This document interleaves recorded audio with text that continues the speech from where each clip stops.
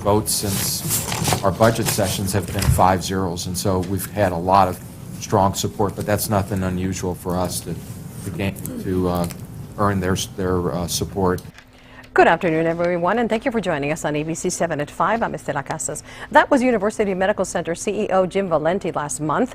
He was telling his hospital's board that he's received nothing but strong support from El Paso Commissioner's Court.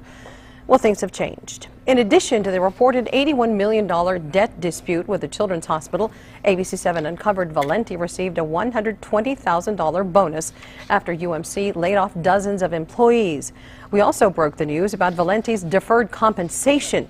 It would give him $3 million at the end of his contract in 2016, in addition to his base salary and bonuses.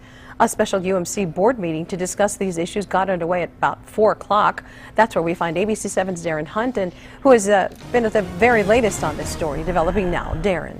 Estella, we are now about an hour into this meeting, which was called by UMC Board Chairman William Hanson in response to all of these issues, including a story by ABC 7, broke by ABC 7 last month about Valenti's 6-figure bonus. Now, here are the major agenda items scheduled to be discussed today in this special meeting overseen by William Hanson. And UMC's communication with major stakeholders, UMC's compensation and performance incentives, legal advice on Valenti's contract, and discussion on El Paso Children's Hospital. Now, I'm going to read you some of the tweets that I've been sending out from inside the boardroom today. The board chairman made some bold statements to kick off the meeting. He said, "We have heard the concern of commissioners and stakeholders about trust in the CEO and quality of communication." He went on to say, "We hear some of the statements being made, voices that are fueling the media and potentially damaging one of El Paso's institutions." He said, "We cannot let politicians posturing dictate the decisions this board needs to make." Now,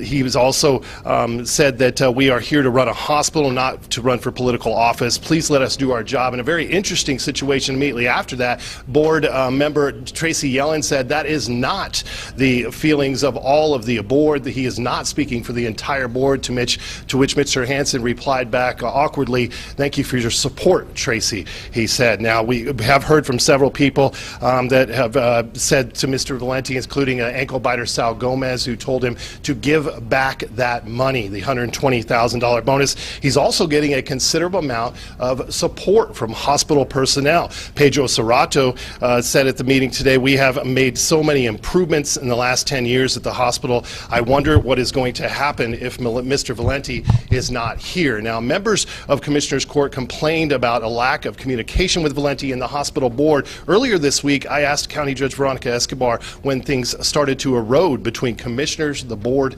and Valenti. I don't know exactly when things started to erode, but I know that for a while the court started feeling, because we were saying this, we were telling the board this, we were feeling like we were last to know on certain things. And we're the ones that ultimately end up having to approve big projects, the budget, and the tax rate, and that we shouldn't be an afterthought.